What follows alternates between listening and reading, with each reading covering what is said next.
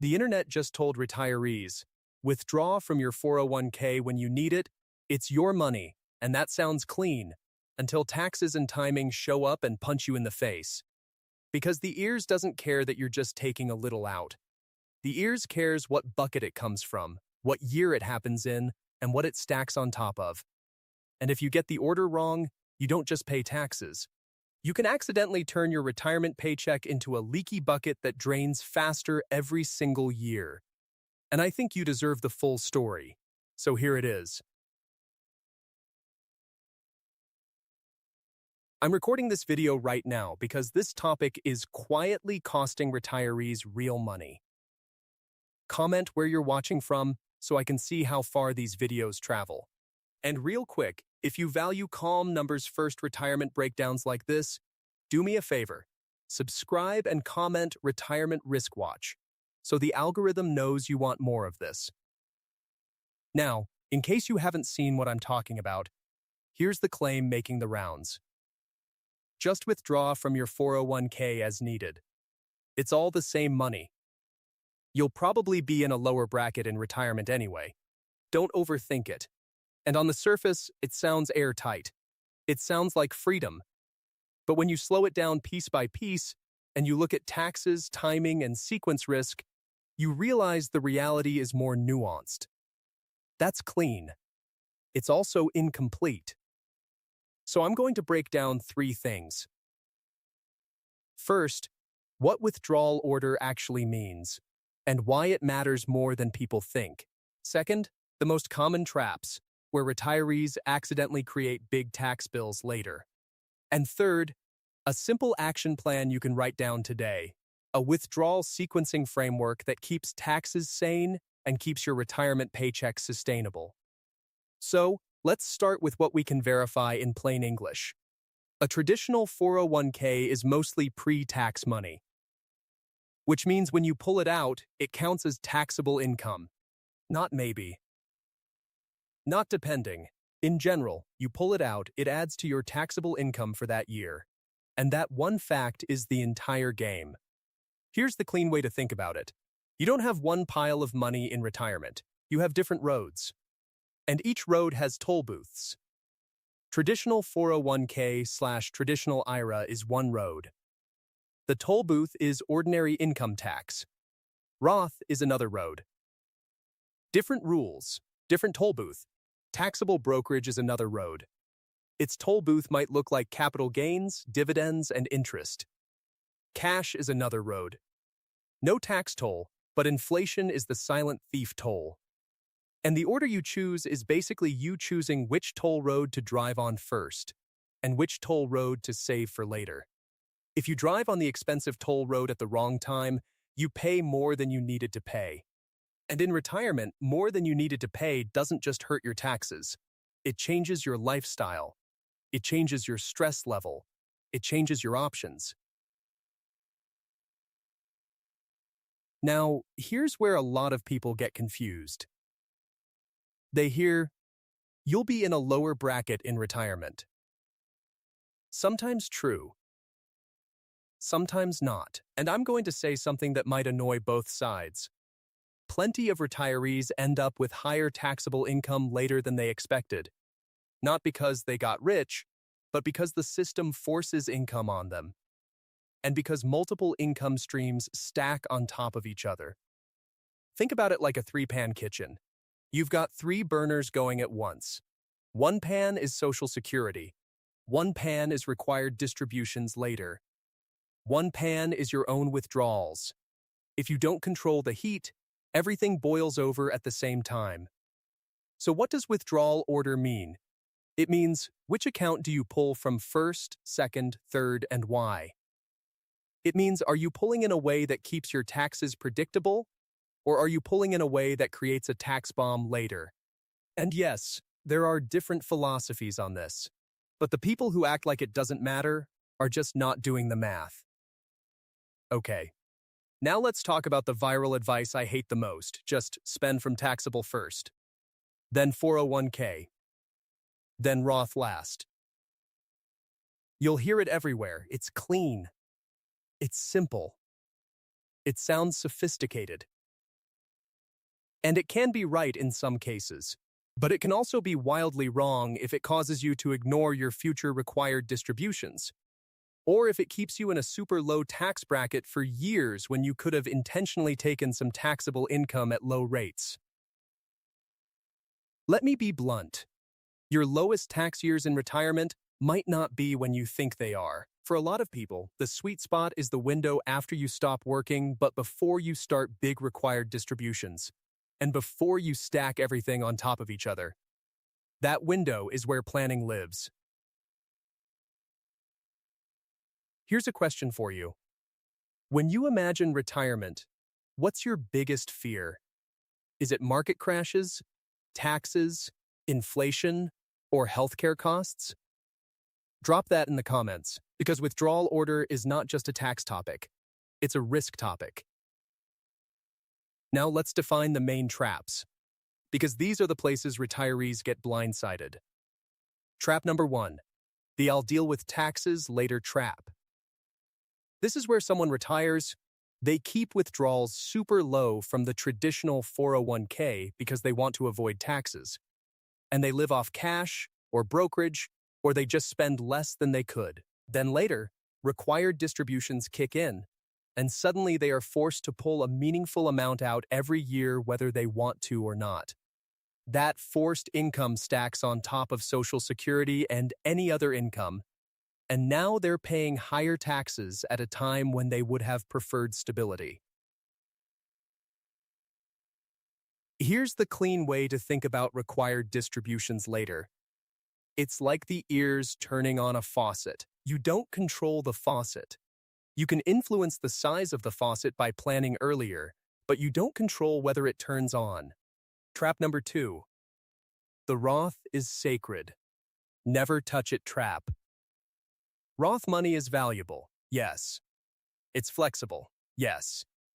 But treating Roth like it's untouchable can be a mistake if it causes you to over-withdraw from traditional accounts in high tax years, or if it causes you to miss opportunities earlier.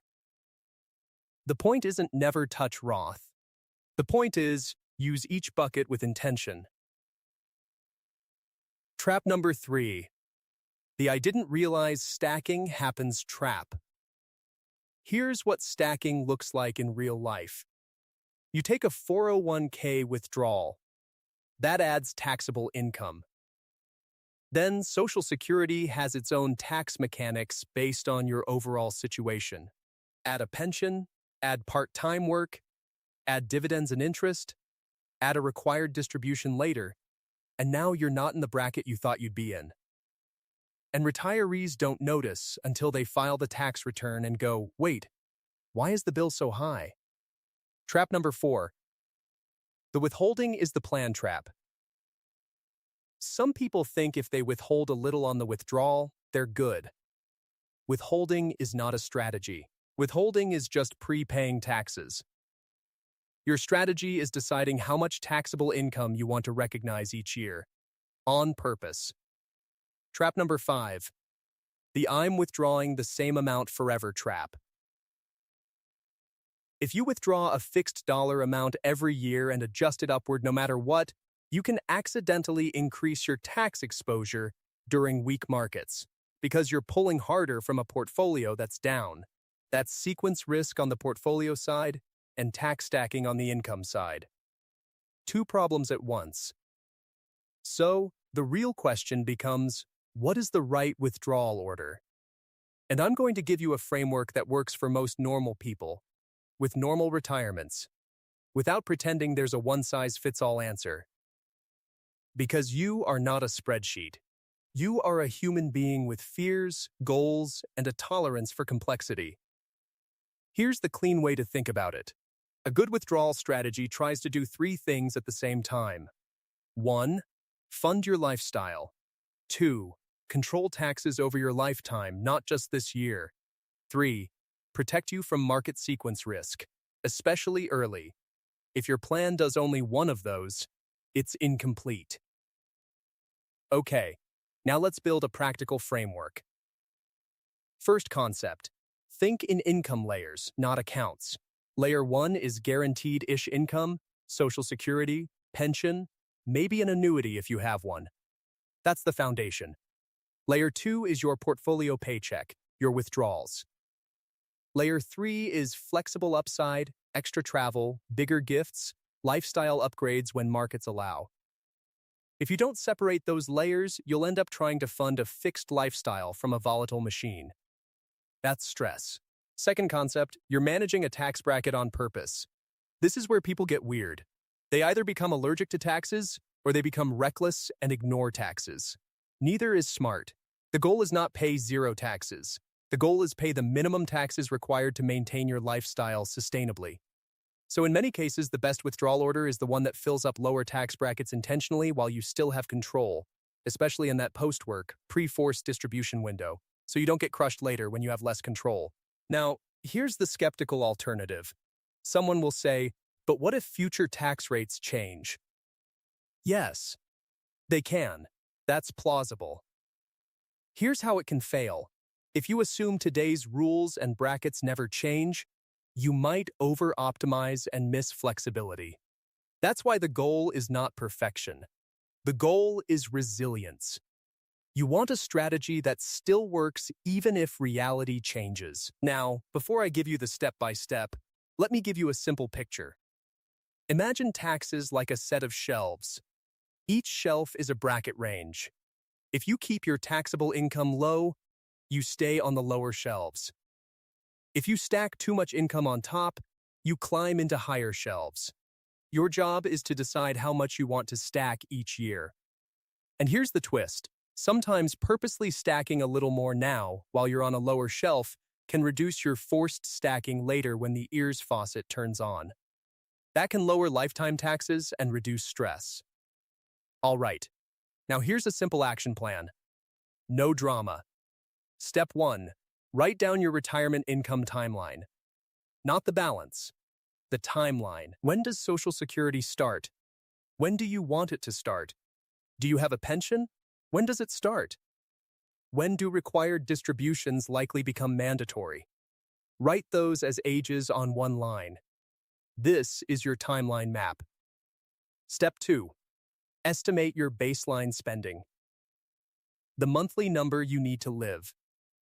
Multiply by 12. That's your must-fund number. Step 3. List your accounts by tax type. Traditional 401k IRA, Roth, taxable brokerage, cash. And next to each one, write the tax behavior in plain English. Taxed like income. Mostly tax-free qualified withdrawals if rules met. Capital gains/dividends/interest.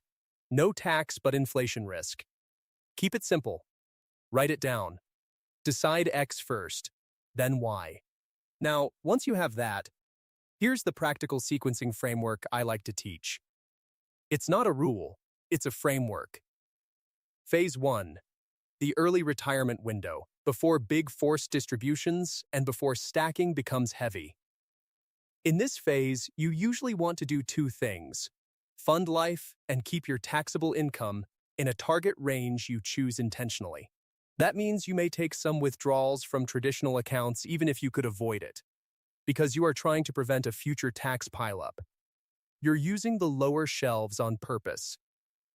What might you use for the rest of spending? Often it's a blend, some taxable brokerage, maybe some cash, maybe some Roth in certain cases, depending on what keeps your taxes in the target zone and what keeps your portfolio risk controlled. And I know some people hate hearing this, but I'll say it anyway. In many situations, withdrawing some from the traditional bucket earlier can reduce required withdrawals later. That's not magic. That's just shrinking the future faucet.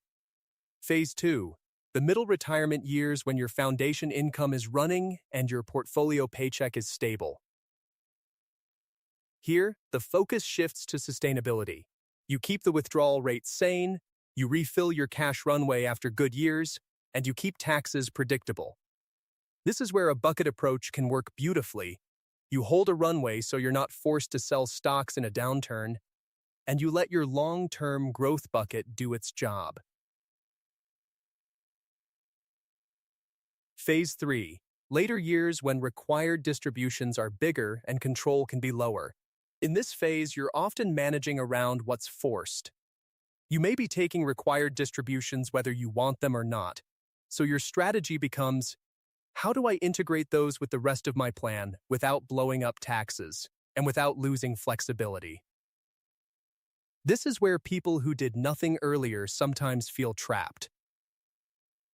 And this is also where people who planned earlier often feel calmer. Now, here's a watch list prompt you can use. If you want to know whether you're safe, don't just watch your portfolio value. Watch your withdrawal rate, your tax bracket exposure, and your cash runway. If your withdrawal rate is climbing, if your taxable income is stacking unpredictably, and if your runway is thin, those are stress signals. Okay, now let's talk about the biggest misconception in 401k withdrawals. If I just withdraw less, I'm safer. Not always. Because withdrawing too little from traditional accounts early can create bigger forced withdrawals later. That's the part people miss. They treat taxes like a yearly enemy instead of a lifetime system. Here's a metaphor. Taxes are like pressure in plumbing. If you block the flow entirely in one section, pressure builds elsewhere. Then it bursts when you least want it to. A good retirement plan releases pressure gradually, on purpose, with valves you control. Now let's make this concrete with an example without getting lost in exact numbers. Suppose a retiree has most of their money in a traditional 401k. They retire, they delay Social Security for a few years, and they live off cash and brokerage because they don't want to pay taxes. Their taxable income looks low for a few years. That feels good. But later, they turn on Social Security, and required distributions start. Now taxable income is Social Security plus required distributions, plus maybe dividends and interest, and maybe they take extra withdrawals for a roof repair or a car. Now the shelves fill up fast. They don't like it. They feel like the government is taking more now. But what's really happening is, they saved all the taxable income for later years, when more things are already stacked. Now, could the opposite happen? Sure. Here's how it can fail the other way. If someone pulls aggressively from the traditional 401k early, they can pay taxes they didn't need to pay. Or they can reduce future flexibility. Or they can accidentally push themselves into higher shelves now. That's why this is about a target range, not a maximal withdrawal. Your job is to pick a lane you can live with. And this is where I want to ask you another question. Are you the kind of person who would rather pay a little more tax now for more stability later? Or would you rather keep taxes as low as possible now and accept uncertainty later? Comment stability or minimize now. There's no moral answer, it's temperament. But you need to know your temperament before you pick a strategy. Or you'll quit the strategy mid-storm. Now, let's talk about Roth in a practical way. Roth is not just tax-free money. Roth is flexibility. It's a knob you can turn.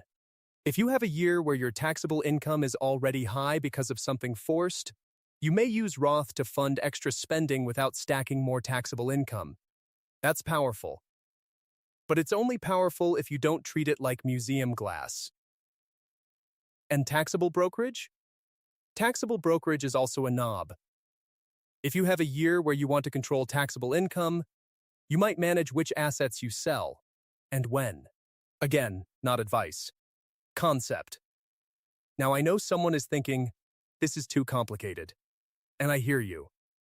So I'm going to simplify it into a decision tree you can literally write on paper. Write this down as your retirement withdrawal decision flow. 1. What's my baseline spending need this year? 2. How much guaranteed-ish income covers it? 3. What's the gap I need to fund from my portfolio? 4. What's my target taxable income zone for the year? 5. Which account mix funds the gap while keeping me in that zone and protecting my runway? That's the system. Not pull from 401k whenever. A system. Now let's talk about the retirement paycheck side, because taxes are only half the story. The other half is sequence risk. If the market drops early and you keep pulling from the volatile bucket, you can permanently damage the machine. And when you permanently damage the machine, it doesn't matter that you saved a little on taxes. You lost the bigger game. So a good withdrawal order also considers the market environment and your runway. If stocks are down 25% and you have a cash runway, you might fund spending from the runway temporarily instead of selling depressed assets. That's not timing the market. That's refusing to panic sell. Big difference. And when markets recover and you get a strong year, you refill the runway. That's how you stabilize the paycheck machine.